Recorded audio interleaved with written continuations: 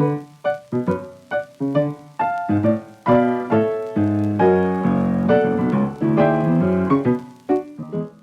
has been a really good number for me. I still have lots of friends. I'm mobile. I can do most things I want to do. I feel very lucky. I've still got my husband, so, family. I've often said that the secret to aging is to be adaptable. So I'm riddled with arthritis. I cannot do the things that I used to be able to do. But that doesn't mean there aren't other things to do. So I've often said, if a door closes, then open a window.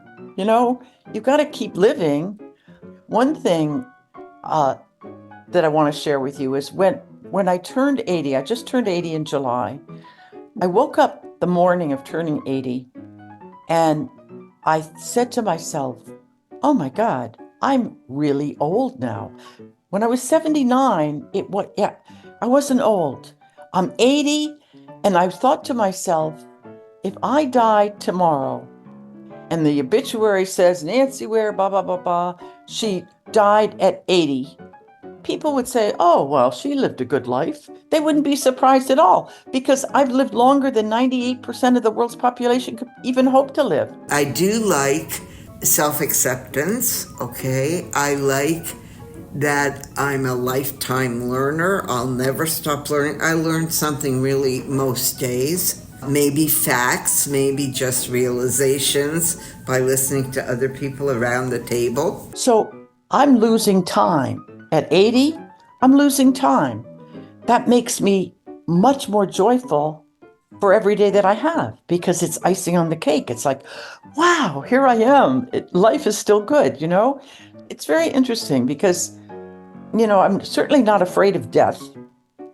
I'm almost afraid of living too long. But knowing that your time is running out, I think really does make you appreciate the life that you have. Hello, and welcome to Not Born Yesterday, a podcast dedicated to older adults and the challenges and joys of aging. I'm Miriam Goodman.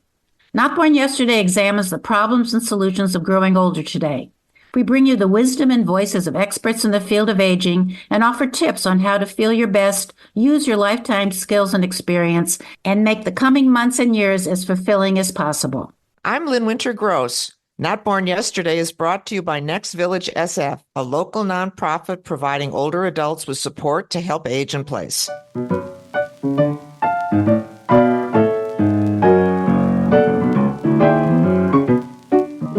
Today on Not Born Yesterday, we're looking at what life is like when you reach 80 and beyond. There are more than 10 million people over 80 in the United States, and everyone from glamorous actors to former star athletes seem to be writing and talking about longevity and how it will affect them as they age. In a culture that seems to value youth over age and experience, many older adults try to hide their age with cosmetic surgery or resistance, but few are looking at how we can prepare for the inevitable changes ahead. Our guest today is Dr. Katherine Esty, a social psychologist and therapist. When she approached the age 80, she decided to interview ordinary 80-somethings regarding their activities, secrets, worries, and attitudes to see how they make sense of their lives as they age. She talked to more than 100 people and wrote about them from her professional perspective. The result is her book, 80-somethings, a practical guide to letting go, aging well, and finding unexpected happiness. Dr. Esty, welcome to Not Born Yesterday.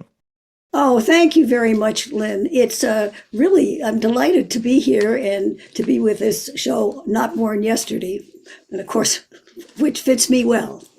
Dr. Esty, what is it about the number 80 that makes us feel different about our lives? Is it because it's the number that sounded so old to us when we were young? Yeah, I think we never could think that 80 was anything but old. And I think we all grow up in a culture where we dread aging. So have you ever known anybody that said, I can't wait to be 80? I mean, it just doesn't happen. So we live with that. So I think it's in our bones that this dread of age. And yet as I started doing my interviews, I saw there was a whole other picture to aging. And now I'm actually not 80 anymore. I am just turned 90. That's shocking to even think of it. It even shocks me. Many of us remember our grandparents as they aged, and perhaps our parents, and how old they seem in our memories. Yet you write that 80 today is different from the past, due in part to modern medicine, which makes it possible to live in good health and without pain. In fact, you say many people are happier at 80 than they were before. Can you explain what you found regarding happiness from the people you talked to? Sure. This was, of course, or one of the biggest findings from my interviews. It was actually 128 people that I interviewed. And I wasn't sure what I was going to find because I'd started when I was kind of in a funk. And I thought, well, maybe somebody can show me something that and teach me something about how to do this next age, this next decade. So the shock was that almost everybody, I asked everybody on a scale of 1 to 10, how happy are you? And we got a few 5s and 6s, but the great majority were 8s, 9s, and even 10s. And many people said they had never been happier. And then, of course, after I was doing these interviews, I started looking at the academic research, and that too backs that up. There's something called the happiness curve, which people the nadir seems to be for something like 48, but people in their 60s are happier than people in their 50s. People in their 70s are happier than people in their 60s, and people in their 80s are happier. When I'm talking to a group and saying, if you are in any of those age groups, 50, 60, or 70, majority of people are going to be happier in the next decade. And yet people will say, it's hard to believe. So let's look at a little bit, what is it that makes them happy? And I think that's because it does seem like you can't quite believe that statistic. You think, well, they must be wrong, or people were just trying to make nice on the surveys or whatever. But what I found was that people really are happy, and they are happy for a lot of reasons. They have time, many, for things they've never been able to do before. So people have time. We know again in our bones that our relationships are probably the most important thing. And yet, as we're in the middle age decades, we're so busy with our bringing up our children, taking care of our parents, and trying to balance things and take care of our own health, that we get our kind of personal attitudes get short shrift, and we just rush from one thing to another. So people at long last have a capacity for to being with their friends and their families. And I think mostly as they get older, they have more time for their friends because their kids are they in the busy times now. They're not seeing them 3 or 4 or 5 times a week. But at long last, we have time for lunches and time for teas and time for grandchildren. So that's one of the great pleasures of family. One of the challenges of growing older for many of us is giving up some of the parts of our life that we loved and letting go of the things that may now be too challenging. Things like skiing or extreme hiking. The letting go part is difficult. What's your advice regarding personal losses like these?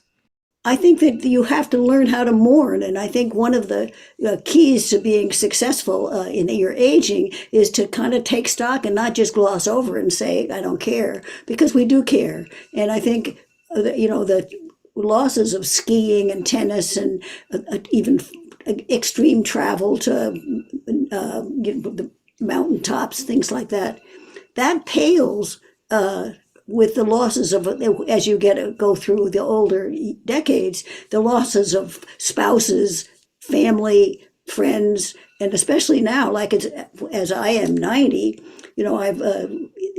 there's so many of my good friends, even though the life expectancy is way up for people, but now even the healthiest people I'm losing some of them. So it is a huge challenge, but the people seem to, the thing about people in their 80s is they do learn how to grieve and how to mourn and how to move on and to accept it. And so but I sometimes notice it. I'm in a retirement community, and I'll look around, and there'll be four of us at a table. Every single one of us will have lost our spouse, and here we are chatting away and having a fun time. So that I think the possibilities that there is life beyond loss. Another challenge for many is admitting that as we get older, we need help or just can't do the things we used to do easily, like even getting in and out of a car or climbing a ladder. In fact, a close friend of mine refuses to listen to our podcast because she says she doesn't feel old and she doesn't want to hear about others who do. So, how do we get over this feeling of old? That is a big challenge. I mean, it's two challenges there. One, admitting that you're old, and second of all, kind of handling it, coping with the kind of. And I think that when I got to my retirement community, I had that same experience. I thought, well, I'm not old, but it's reckoning when you realize, in fact, you are, and it's all right. But I think that our culture also never wants people to say they're old. So that's one of my kind of missions in life, to kind of make that okay. Everyone will say, well, I'm getting older, but I have a person, my cousin, who is exactly my age, and she had to have a walker, and she kept saying, well, it will make me look like I'm old. And I had to say, but Caroline, you're 90. You are old. And but somehow, for some people, it is a lot of work, and it's a hard thing to do. But I think once you do, I mean, I've started since I was 80 to tell people, because people are kind of cagey about how old they are and are faking it and kind of thinking, kind of masquerading. So I think there's a sort of liberation that comes when you just own up to who you are, and you realize that it's great.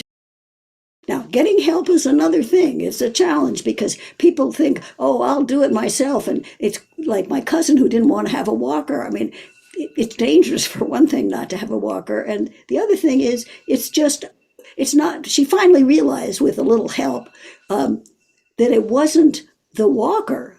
It was because she thought the walker made her old. You have many tips in your book regarding opening a conversation about aging. What have you heard from families who use the tips as guides to opening up difficult discussions?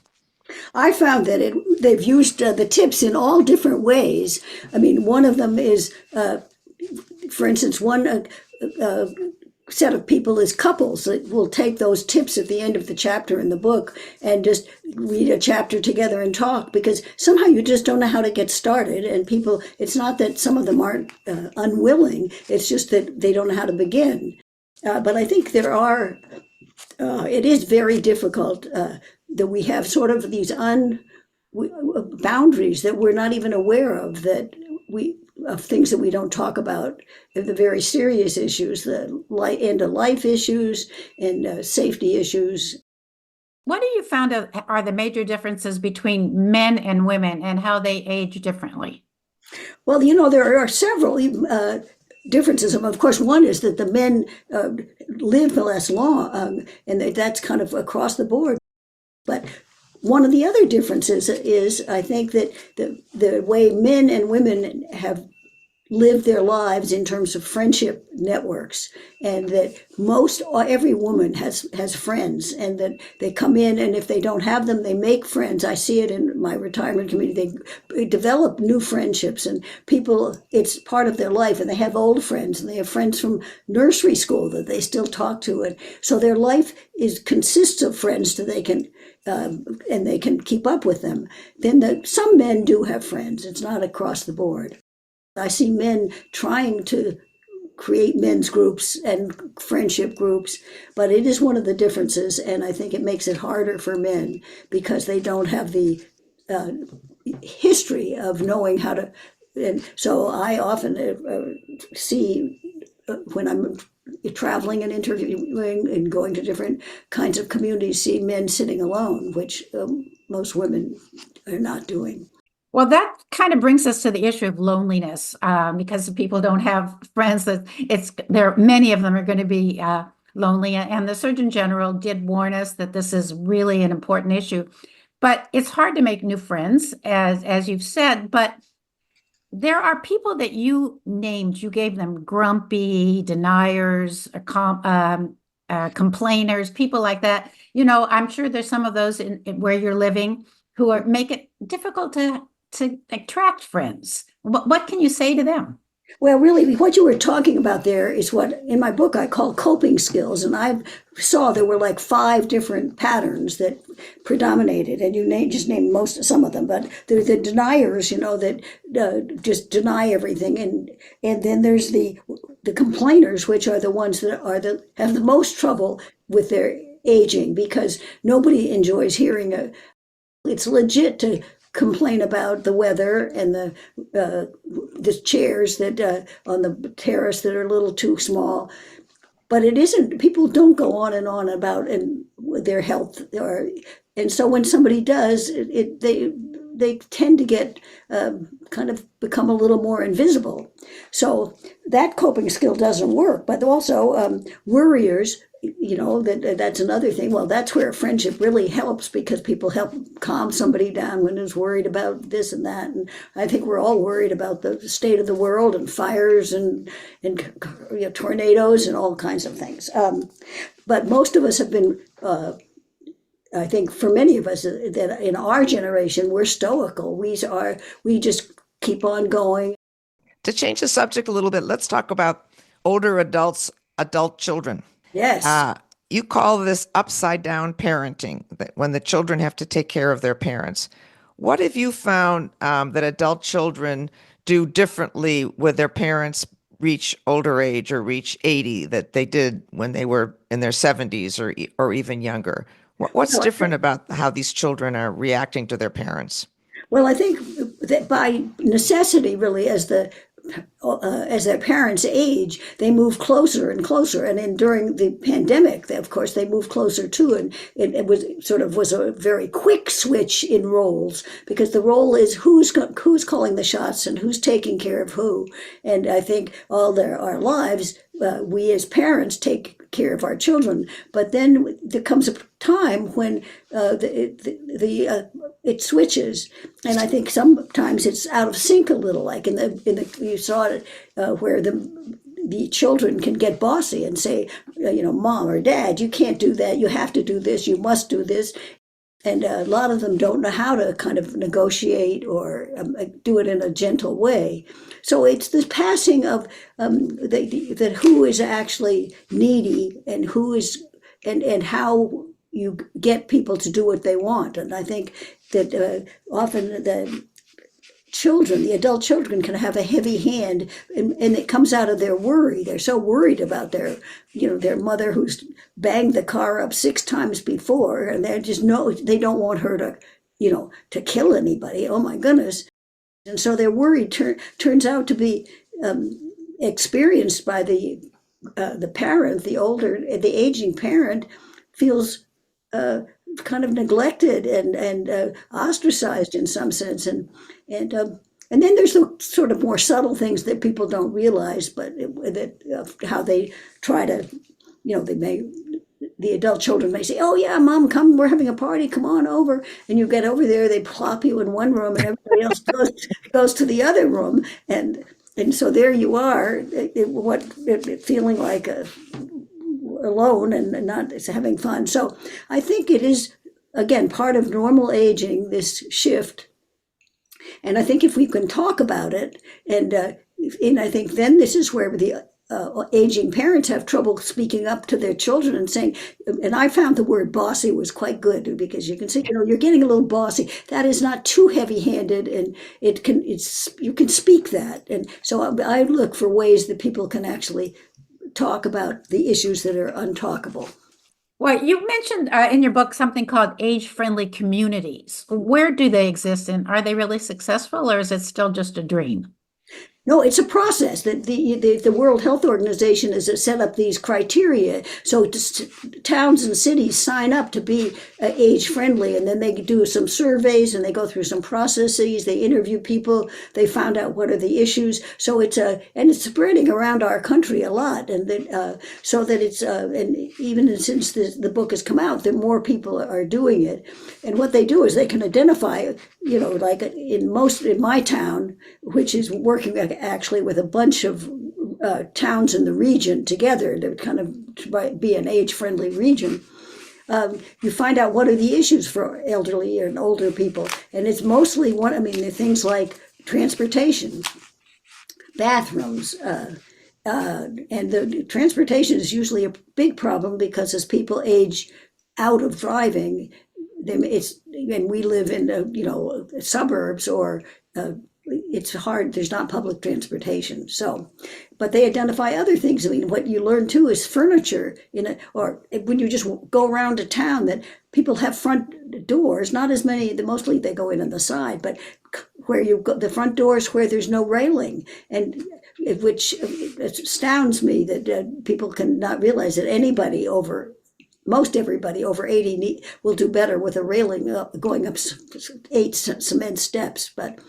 And the toilets, for instance, there's so many things that our culture doesn't realize need to be different because the toilets are very low.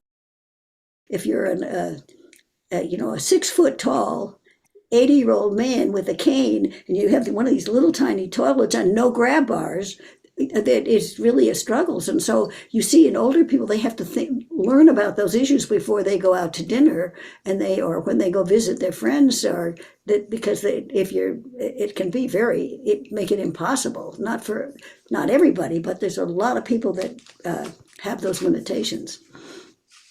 Dr. Esty, you've have a lot of energy, and you've made suggestions in your book about how to bring new energy, or how people can find new energy and excitement in their 80s. What are some of the examples of the things that you suggest, and what have you done to bring new energy and excitement to your life, in addition to writing a book? Right. Well, that's my main. Well, I do have a mission, feeling there's so much good news about aging. It's so different than what our grandparents went through, and we age so much slower. But I think the most important thing that people don't get right is really, you can't have, because we live these maybe 30, 40 more years after we retire from work or from childcare or whatever, that I really think it's about finding projects or a project, and which is really a purpose that's beyond and bigger than ourselves.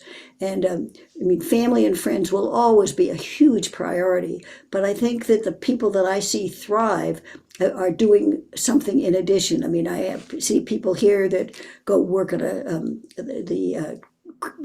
what it used to be called soup kitchen, but now is a food pantry. We have a tutoring program where we tutor some of our staff that come from other countries and their English needs. And sometimes it's maybe just doing them something for yourself. A lot of people are painting or music or creating something. I think that the people that are happiest are somehow finding a way to connect with other people and be of meeting some need in the world. And to me, that helps create a really balanced life and keeps people energized. And if it's, some people are writing their memoirs, that also can energize people. Well, lots of people are doing that. So I think it's to find something that you wake up, can't wait to get to, and look kind of excited about the day. Oh, well, thank you so much for sharing your research and your life and reminding us that we can and we must age well. Our guest today was Dr. Katherine Esty, author of 80-Somethings, A Practical Guide to Letting Go, Aging Well, and Finding Unexpected Happiness.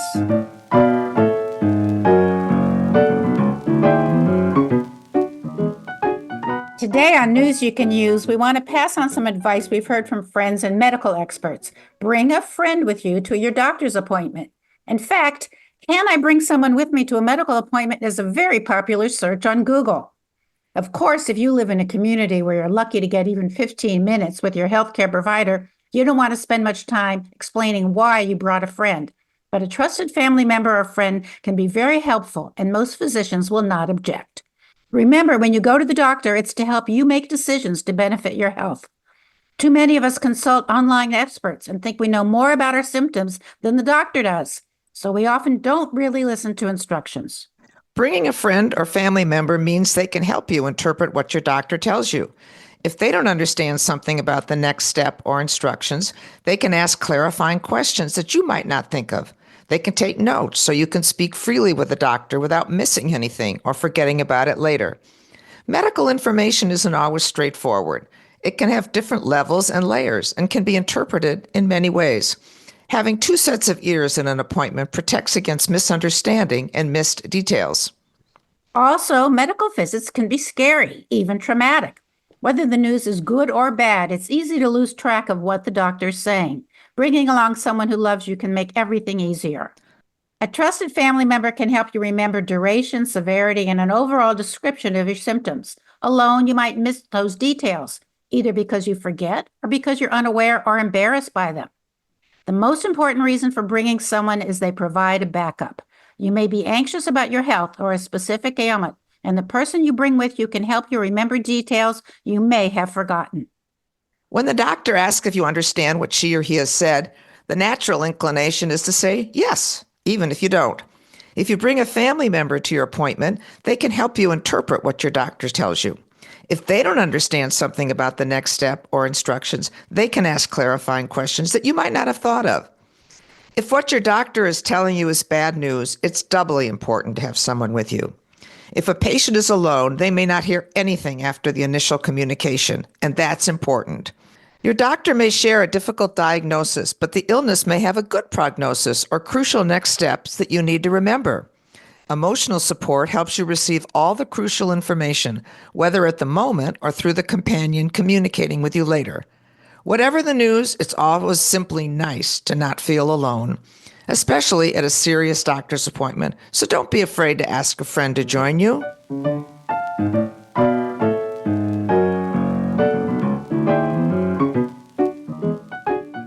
And that's our podcast for today. Our thanks to our guest, Dr. Katherine Esty. You can learn more about Next Village SF at their website, nextvillagesf.org. Our theme music is from Hook Sounds, and Jason Dahlstedt is our engineer. And thank you for listening. We'd love to hear what you would like us to discover and discuss. Please contact us at notbornyesterdaypodcast.org. Follow us on Facebook and Instagram, and subscribe wherever you listen to podcasts. All of these are free, and they help us to know our audience better. Be well, stay strong, and remember, you weren't born yesterday. I'm Lynn Winter-Gross. And I'm Miriam Goodman.